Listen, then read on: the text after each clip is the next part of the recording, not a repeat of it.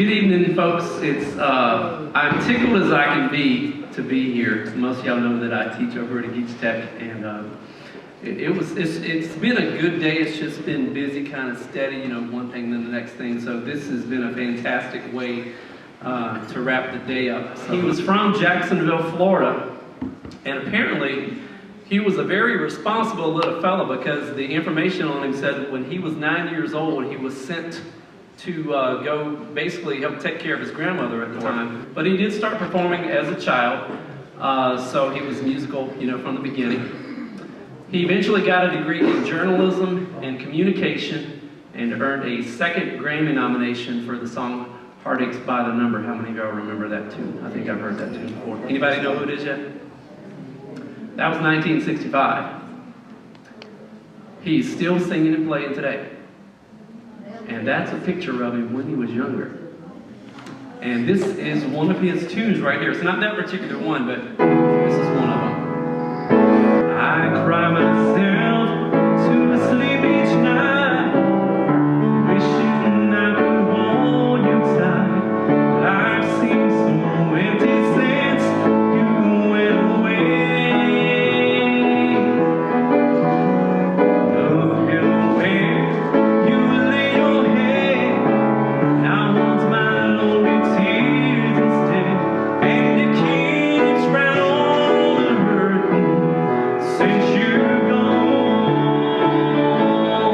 And it keeps right on hurting since you're gone.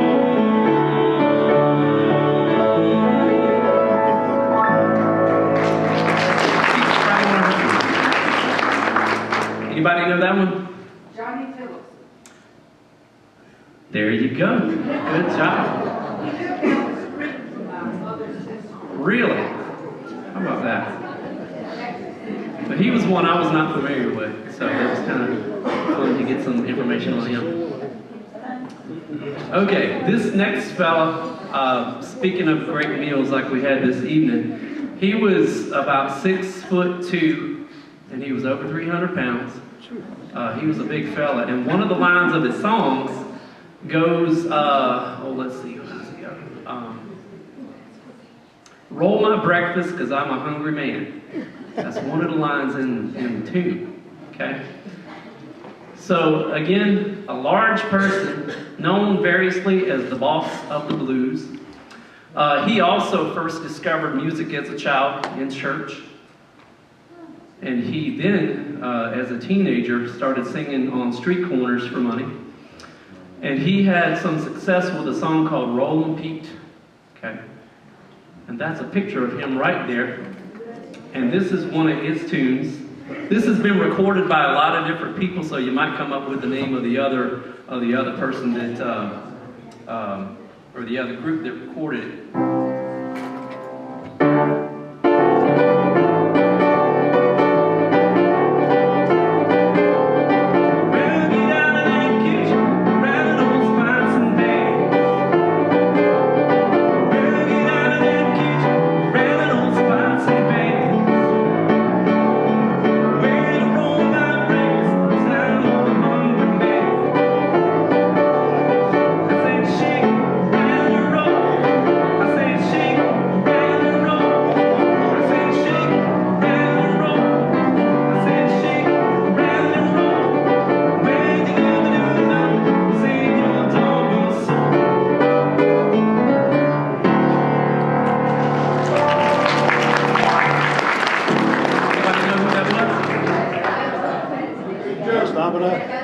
Okay, Big Joe Turner is who did that. Big Joe Turner.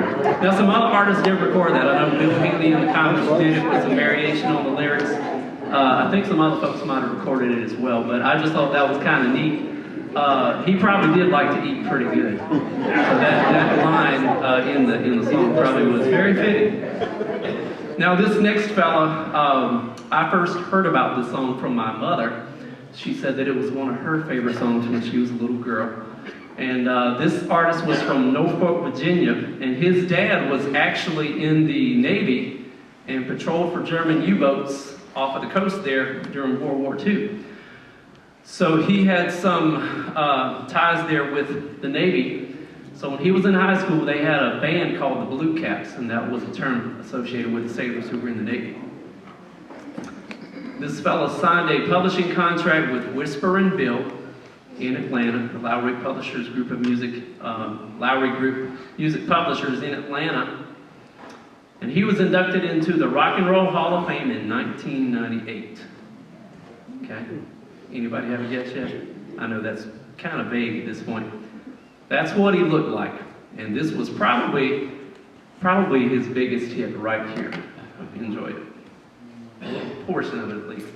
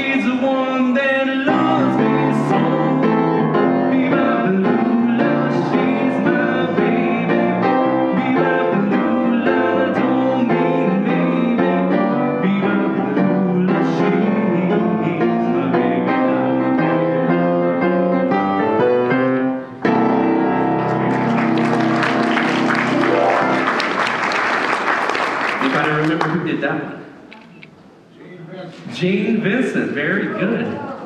Somebody's answered at least all of these so far. That's good. Gene Vincent. Okay, this next person was born in Albany, Georgia. This one, I think the picture actually, I think the name comes up before the picture, so I'm not going to bring the picture up yet, but once his song starts, it'll be obvious.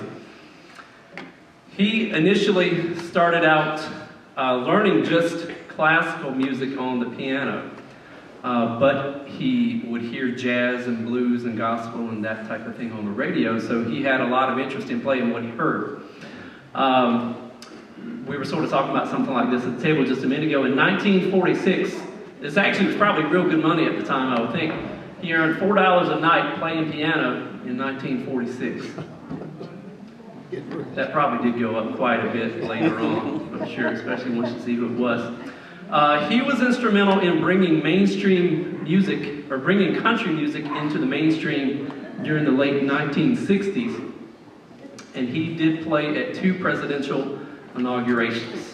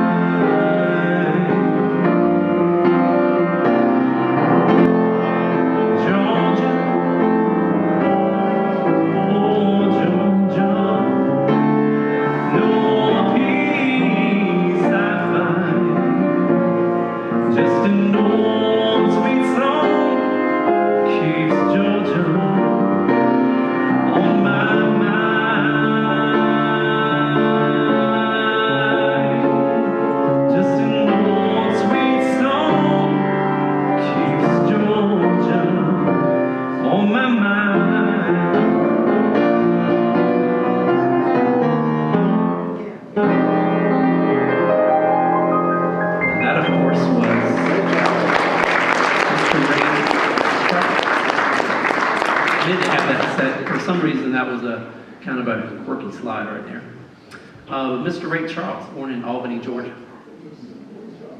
Okay, this next person was born in New Orleans, in Louisiana, was delivered at home by his midwife grandmother, so that's kind of neat.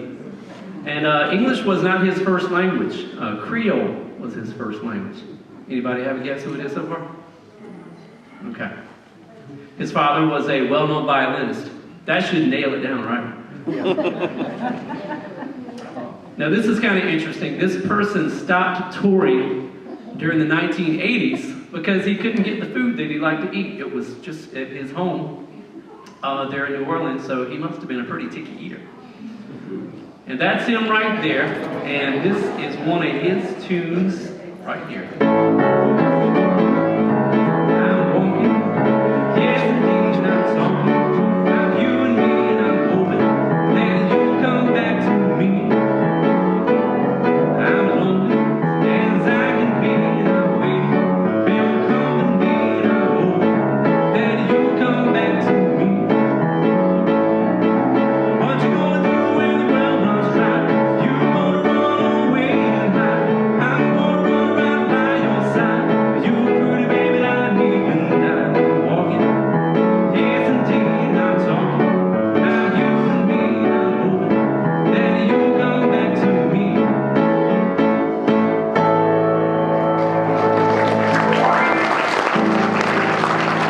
That course was Mr. Bats Domino. I saw him once on Austin City Limits. I must have been about, I don't know, 10 or 12 years old.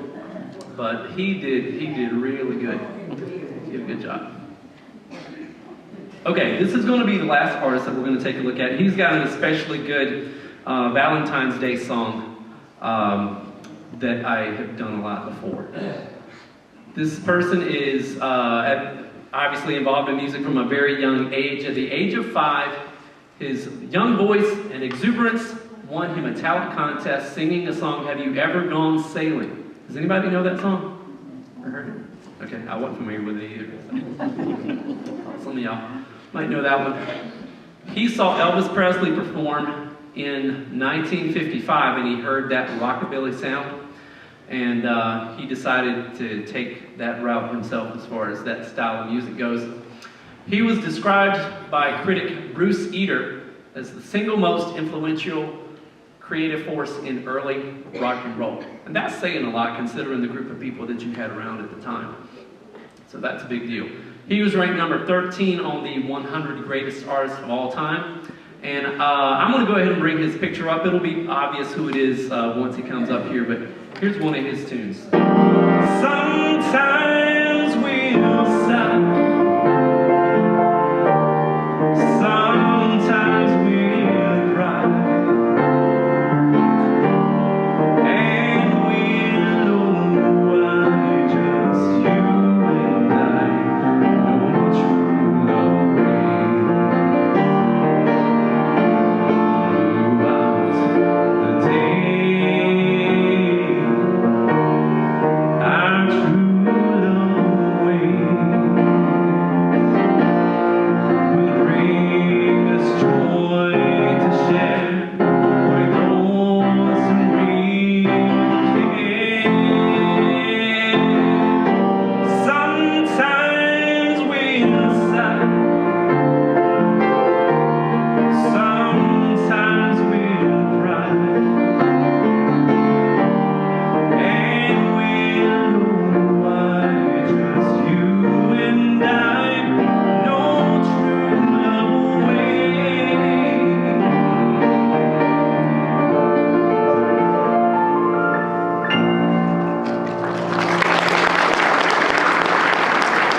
That was Mr. Buddy Holly, and that song was also recorded by several other artists as well. But that's one benefit that I'd say I've had. My mom and dad just had great taste in music, and I listened to that type stuff a lot as I was coming up. Daddy would do body work out in the shop, and I'd be out there just fiddling. I'd usually have a block of wood and just shaping it on the grinder and stuff with that type stuff playing in the background. So anyway, that draws a conclusion to my little program there. Hopefully that brought back some memories of some music you listened to as you were coming up. And hope y'all enjoyed it. I appreciate y'all having me here. Enjoyed dinner and being with y'all. Thank you.